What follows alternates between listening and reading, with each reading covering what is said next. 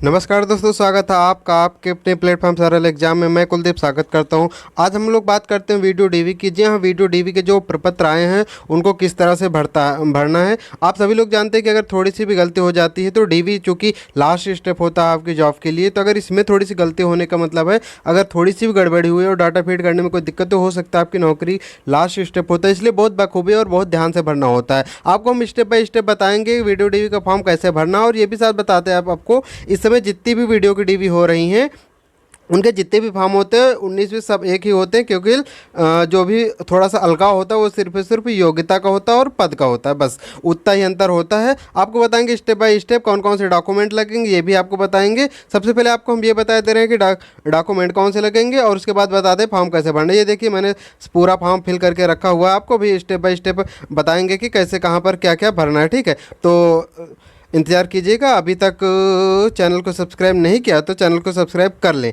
ठीक है, बात करते हैं तुरंत। सबसे पहले बात आते हैं कि डॉक्यूमेंट क्या क्या ले जाने हैं। तो डॉक्यूमेंट की अगर बात करते हो, सबसे पहले आप देख सकते हैं कि डॉक्यूमेंट की बात करते हो, डीवी लेटर आपका जो निकला है 5 प्रपत्र, और डीवी लेटर जो एडमिट कार्ड है ये सबसे पहले वाला। उसके सिवा बाकी के सारे सारे प्रपत्र आपको फिल करने हैं, जो भी मैं बता रहा हूँ वो लेके जाना है। उसके बाद फ़ोटो आपको ले जाने हैं, 4 फोटो आयोग ने खुद बोला है, लेकिन आपको कम से कम 10 फोटो लेके जाने हैं। ठीक है, उसके बाद बात करते हैं हाई स्कूल का। आपको सर्टिफिकेट और मार्कशीट दोनों लेके जानी है। अगर अलग अलग है तो अगर 2012 है उसके बाद के हैं तो आपको एक ही में आता है, और इंटर का भी सेम वही हाई स्कूल और वो सर्टिफिकेट और मार्कशीट दोनों लेके जानी है। सीसी का सर्टिफिकेट आपको लेके जाना है, और आधार कार्ड की जगह अगर पहली बात तो आधार कार्ड सबके पास है ही। आधार कार्ड एक आइडेंटिटी के तौर पर, इसके लिए आप इसके ऑप्शन के तौर पर और कुछ भी ले जा सकते हैं, लेकिन अगर आधार कार्ड है तो ये लेके जाइए। उसके बाद बात करते हैं कास्ट सर्टिफिकेट, डोमिसाइल सर्टिफिकेट की, यानी निवास प्रमाण पत्र और जाति प्रमाण पत्र की। तो जो लोग आरक्षण का लाभ लेना चाहते हैं उनके लिए सिर्फ है। जनरल कैंडिडेट जो सामान्य वर्ग के हैं उन कोई भी उनके लिए ये अलाउ नहीं है, यानी कि उनको ये नहीं लगेगा। कास्ट सर्टिफिकेट और जो ये डोमिसाइल सर्टिफिकेट निवास प्रमाण पत्र है, ये दोनों यानी कास्ट और डोमिसाइल सिर्फ और सिर्फ रिजर्वेशन के लिए लगे, चाहे आप जिस कैटेगरी से हो। अगर आप जनरल में फाइट कर रहे हैं तब भी आपको नहीं लगेगा। तो यानी कि अभी यहाँ पे तो डीवी के टाइम पर जो कि किसी को पता है नहीं कौन सी कैटेगरी में, तो सीधी सी बात उनका लगेगा। बाकी अदरवाइज जो जनरल कैंडिडेट है अदर स्टेट का, उनका इससे कोई लेना देना है। ठीक है, उसके बाद बात करते हैं अगर एनओसी की, तो एनओसी जो लोग जॉब कर रहे हैं उनके लिए ये ऑप्शन है कि उनको एनओसी ला के देनी पड़ेगी। अगर एनओसी मान लिया अगर अभी नहीं निकल पाती, थोड़ी देर के लिए मानते, पहली बात तो आप अभी भी टाइम है, आप आसानी से निकलवा लीजिएगा। और अगर नहीं मिल पाती आपको 15 दिन के अंदर अंदर आपको सबमिट करना पड़ेगा। अगर बात करते हैं एफिडेविट की, अगर थोड़ी सी कोई मिस्टेक हो गई है, ठीक है, अगर यानी कोई स्पेस की दिक्कत हो गई आपके नाम में, या फिर कोई स्पेलिंग एरर है, आगे पीछे कुछ डिटेल हो गई है, नंबरों में डाटा कोई अगर चेंज हो गया, तो उसके लिए आप एफिडेविट बनवा लीजिएगा। जी हाँ, स्टाम्प पेपर पर आप एफिडेविट बनवा लीजिएगा और नोटरी करवा लीजिएगा, बस उसके लिए एफिडेविट लगवाना है, बस बाकी सबको एफिडेविट नहीं लगाना है। ठीक है, तो आपके हम बात कर लिए ये डॉक्यूमेंट ले जाने हैं, इतने डॉक्यूमेंट ले जाने। और आपको मैं बता दूं कि जो आपके प्रपत्र निकले हैं उनकी कम से कम आप 3-3 प्रतियां बना लीजिएगा, 2-2 प्रतियां फुल कर लीजिएगा, और एक प्रति आप सादी अपने पास रखिए। मान लीजिए कोई डाटा गलत होता है तो आप उनका, ताकि वहाँ पे तुरंत भर लें, उस टाइम पे ये ना हो कि नहीं अभी फिर से निकलवाने जाना पड़ेगा। तो इस प्रकार से कम 3-3 4-4 प्रतियां करवा लेना।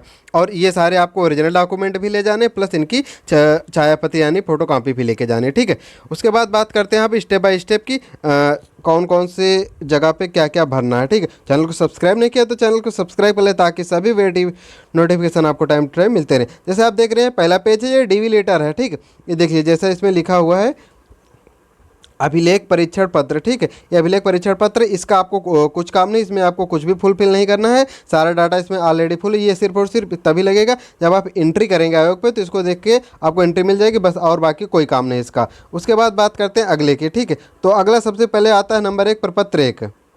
अगर बात करते हैं प्रपत्र 1 की, ठीक, ये देखिए प्रपत्र 1 की, तो यहाँ पे आपको फ़ोटो भरना है। फ़ोटो जो होगा पीछे आपको साइन और साइन भरना है। ठीक है, साइन क्रॉस रहेगा, साइन भरना। उसके बाद जब फोटो चिपका देंगे तो ऐसे जो हमने बनाए रखा है क्रॉस साइन करना है। ठीक है, यहाँ पे फोटो ऐसे चस्पा देंगे तो यानी आधा साइन आपके फ़ोटो पे रहेगा, आधा साइन इधर बाहर रहेगा। ठीक है, जैसे मेरा नाम कुलदीप है, तो अगर जैसे मैं लिखूँगा तो ऐसे करके कुलदीप, ठीक, तो यानी कि आधा नाम इधर रहेगा, आधा नाम इधर रहेगा। ठीक, इस प्रकार से आपको भरना पड़ेगा। उसके बाद बात करते हैं अगले स्टेप की, तो आगे देख सकते हैं कि जो डाटा भरा हुआ, जैसे पद या सेवा का नाम जहाँ पर डाला हुआ है यहाँ पे आप चाहें तो जो आपकी चॉइस हो उस हिसाब से भर सकते हैं, क्योंकि वहाँ पे पूरी उम्मीद है कि चॉइस फिल करने के लिए फॉर्म अलग से दिया जाएगा। फिर भी अगर आप चाहें तो इसको अभी फिल कर लें, या फिर आप चाहें एम्प्टी यानी खाली छोड़ सकते हैं, क्योंकि वहाँ पे अगर फॉर्म दिया जा रहा है तो उस हिसाब से भर देना। अदरवाइज आप इस प्रकार से भर सकते हैं चाहे तो। फिलहाल अभी मेरी राय रहेगी आप इसको अभी खाली छोड़ दीजिएगा। हमने एक जानकारी लिए भर दिया, ठीक है। जैसे ग्राम पंचायत अधिकारी, ग्राम विकास अधिकारी, समाज कल्याण और समाज पर्यवेक्षक, ठीक, समाज कल्याण पर्यवेक्षक, यानी 3 स्टॉप हमने क्रम वाइज भर लिया है। लेकिन आपको मैं सलाह दूंगा अभी खाली पड़ा रहे, इतना भरने में ज़्यादा समय नहीं लगेगा। और ठीक है, उसके बाद बात करते हैं अगले क्रम की। तो अगला क्रम आपका वीडियो थोड़ा सा हो सकता है लंबा बने, लेकिन आप ध्यान से देखिए ताकि कोई भी गलती ना होने पाए। बस आपको यहाँ पे आपका पूरा एड्रेस डालना है। अब फिर यहाँ पे बता दे रहे हैं कि अगर आपका वर्तमान पता कोई चेंजेस हुआ है, ठीक है, अगर आपके पते में कोई चेंज हुआ है तो आप उसके लिए आयोग ने स्पष्ट रूप से कहा है कि पता परिवर्तन की सूचना पंजीकृत डाक द्वारा आयोग को भेजें, यानी कि स्पीड पोस्ट कर दीजिएगा। और जिस दिन आप डीवी कराने जाएंगे वहाँ पर भी एक बार आपको डॉक्यूमेंट सबमिट, ये वाला जो आप एफिडेविट इसका बनवाएंगे उसको वहाँ पे सबमिट कर देना है, और मेल भी कर देना है, ठीक है। और बाकी इसकी वजह से कोई दिक्कत होने नहीं पाएगी। आपको पूरा कंप्लीट एड्रेस यहाँ पे भरना है। ये जैसे देखें स्टेप 4 पे भी, यानी पॉइंट 4 पे भी आपको पूरा कंप्लीट एड्रेस डालना है। उसके बाद बात करते हैं अगले जन्मतिथि आपके अंकों में पड़ी रहेगी, शब्दों में सिर्फ डालनी है। बात करते हैं अगले स्टेप की। अगले स्टेप दिया 6 नंबर, अभ्यर्थी के पिता। तो अभ्यर्थी के पिता का नाम यानी आपने फादर का नाम, एड्रेस यानी उनका जन्म तिथि और जो जन्म स्थान है उसको डालना है। उसके बाद कहा है क्या पिता ने राष्ट्रीय बदली, तो ऑब्वियसली शायद ही कोई होगा, नहीं तो ना ही ऑप्शन रहेगा, क्योंकि कोई नागरिकता कहाँ बदलने वाला, बदलने अगर इतना पावरफुल है तो इस जॉब में क्यों आएगा, ठीक है। उसके बाद यहाँ पे जो करना है 8 नंबर कॉलम पे, 8 नंबर पे आपको आप रिजर्व कैटेगरी से हैं तो आपको जाति भरनी है। जाति स्पष्ट रूप से जो भी आप आते हैं SC ST OBC जो भी आते हैं स्पष्ट रूप से वो जात वर्ग या लिखिए। उसके बाद उपजाति, ठीक है, उपजाति लिखिए। जैसे मान लिया थोड़ी देर के लिए मानते हैं जैसे आप OBC कैटेगरी से हैं तो OBC के नीचे, उसके बाद यहाँ से जैसे मान लिया कोई भी कैटेगरी मौर्य हैं, यादव हैं, तो जो भी कैटेगरी आपकी उपजाति आपके जो कास्ट सर्टिफिकेट में लिखा हो वो चीज़ यहाँ पे फिल करनी है, ठीक है। उसके बाद अगर आप एज में भी रिलैक्सेशन चाहते हैं तो हाँ करके आप उसका डाटा सबमिट कर सकते हैं। इसके बाद बात करते हैं अगले स्टेप की। अगर आप विवाहित हैं तो हाँ कर दीजिए, अगर नहीं है तो नहीं। अगर आप ठीक है, अगर हाँ तो ठीक है, अगर विवाहित पुरुष है, एक से अधिक जीवित पत्नी है तो शायद ही किसी का नहीं होगा, ठीक है, तो इसमें कोई मतलब ही नहीं, ना कर दीजिएगा। उसके बाद बात करते हैं अगले स्टेप की। अगला स्टेप आ रहा है ये ठीक ठीक। उसके बाद अगले स्टेप पे आ रहा है शैक्षिक योग्यता का। तो शैक्षिक योग्यता में हाई स्कूल दिया हुआ है, हाई स्कूल में आपको विषय देख रहे हैं तो विषय के काल में आपको हाई स्कूल के सब्जेक्ट डालने हैं। यहाँ पे इंटर दिया हुआ है, इंटर के सब्जेक्ट डालने हैं। श्रेणी अथवा ग्रेडिंग दी हुई है तो आप अगर यूपी बोर्ड से सीधी सी बात है श्रेणी ही आता है, फर्स्ट सेकेंड आता है। उसके बाद यहाँ पे वर्ष का मतलब पासिंग ईयर, आपको जिस वर्ष में आप पास हुए हैं वो डाल देना है। प्रतिशत और या प्राप्तांक दे रखा तो आप यहाँ प्राप्तांक आप लिख करके ऐसे परसेंटेज लिख देना, ठीक। दोनों में वही काम करना है। प्रदत्त सर्टिफिकेट नंबर यहाँ पे डालना है, यानी प्रमाण पत्र क्रमांक जो आपके हाई स्कूल और इंटर दोनों में पढ़ा है। बस विशिष्टता का कोई मतलब है नहीं, तो इससे कोई मतलब नहीं, ठीक। उसके बाद बात करते हैं अगले स्टेप की। तो इसके बाद जैसे देख रहे हैं यहाँ स्नातक लिखा ना, कुछ लोग बोल रहे थे कि स्नातक भी डिटेल डालिए, आगे कोई ज़रूरत तो नहीं पड़ी। तो आपको स्नातक की डिटेल डालने की ज़रूरत है नहीं, ठीक है। सिर्फ और सिर्फ बस हाई स्कूल और इंटर का डालिए, आगे कोई डिटेल डालने की ज़रूरत नहीं है। आप देख सकते यहाँ पे कोई डाटा है ही नहीं। अगर नियुक्ति वाली अगर आप कोई जॉब कर रहे हैं तो वहाँ पर डाटा देना है, लेकिन यहाँ पर कोई मतलब नहीं, क्योंकि आप अगर हैं तो डाटा डाल दीजिए, नहीं है तो कोई मतलब नहीं है, ठीक है। उसके बाद बात करते हैं अगले स्टेप की। अगला स्टेप जैसे विज्ञापित अनिवार्य, यानी विज्ञापन जो आए विज्ञापन पे चूंकि इंटर योग्यता है तो 1 to दे रखा है, तो हाई स्कूल और इंटर के डाटा आपको यहाँ पे डाल देना है बस। और यहाँ पे सर्टिफिकेट नंबर डाल देना है, यहाँ पे 10th और यहाँ पे 12th सेलेक्ट कर लेना, ठीक है। ये चीज़ें डाल देनी है।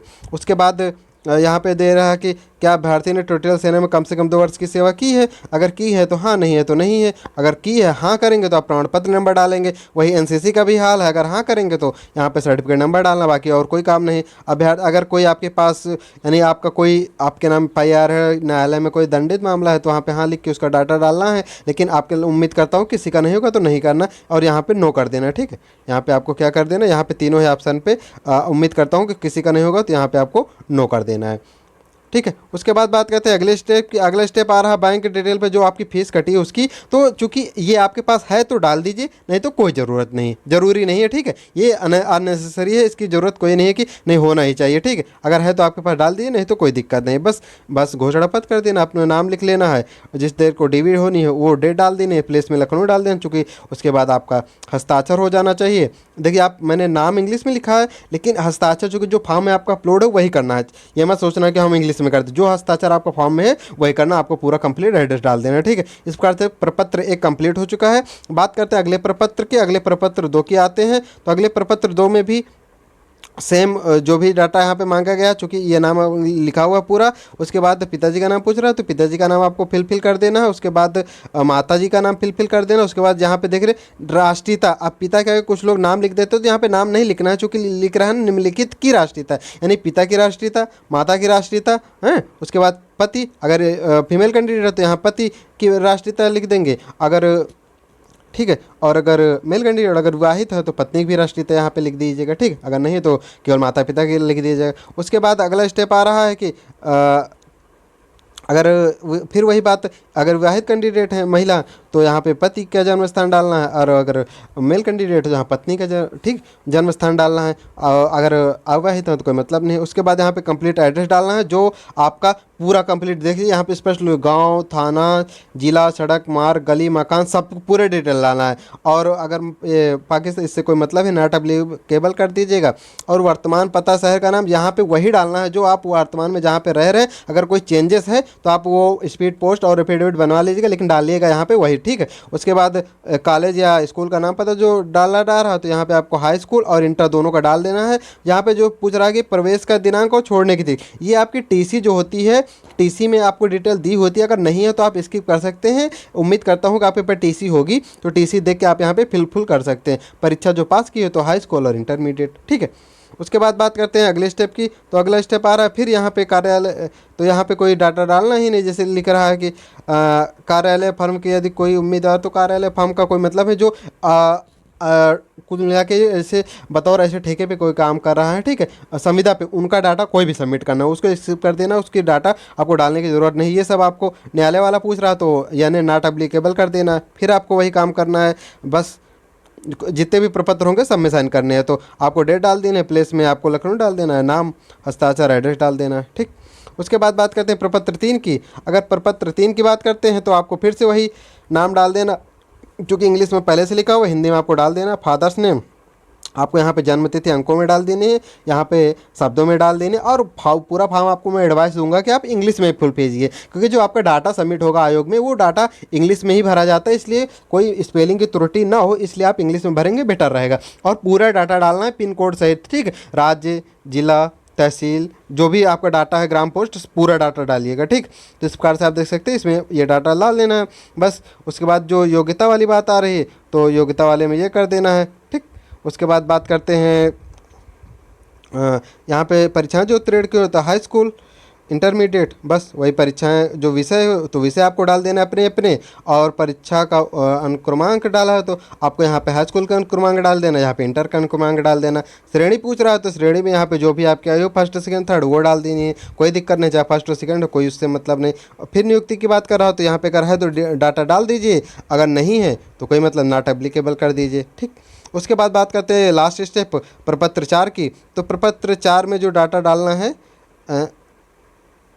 हाँ, प्रपत्र 4 में आपको जैसे हाई स्कूल और इंटर, यहाँ पे स्नातक भी लिखा है लेकिन इनका डाटा डालना नहीं, क्योंकि वो उनका फॉर्मेट बना हुआ। बाकी आपको सिर्फ योग्यता यहाँ पे वीडियो में सिर्फ और सिर्फ इंटर है, तो यहाँ पर हाई स्कूल और इंटर का डालना है, क्योंकि यहाँ पे 3 विषय लिखे हुए हैं। आपके बाकी के जो विषय हैं वो यहाँ पे फुलफिल कर लीजिएगा। और जैसा ध्यान दीजिएगा, ठीक है।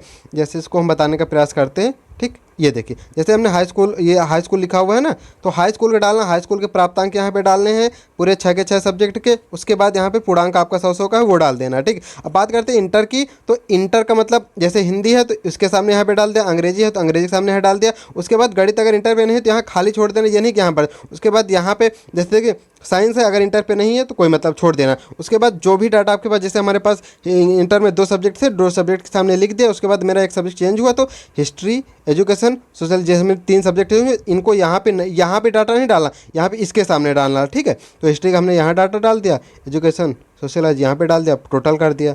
उसके बाद यहाँ पे नीचे टोटल डाल देना है बस।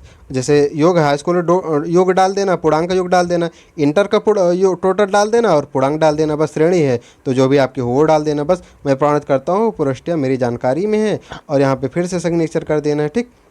तो इस प्रकार से डीवी का सारा प्रपत्र आपका हमने फिल करके दिखा दिया। चैनल को सब्सक्राइब कर लीजिए ताकि सारी जानकारी आपको मिलते रहे। अगर कोई भी डाउट है आपको, आप कमेंट सेशन में कर दीजिएगा, आपको हम बता देंगे, ठीक है। आप स्पष्ट रूप से, अगर कोई भी थोड़ा सा भी डाउट आता है कमेंट कीजिए, आपको बता देंगे। अगर डॉक्यूमेंट को लेकर कोई समस्या है वो बता दीजिए, आपको हम बता देंगे, ठीक है। थैंक यू, धन्यवाद। चैनल को सब्सक्राइब कर लीजिए। मिलते हैं फिर किसी अगली वीडियो में।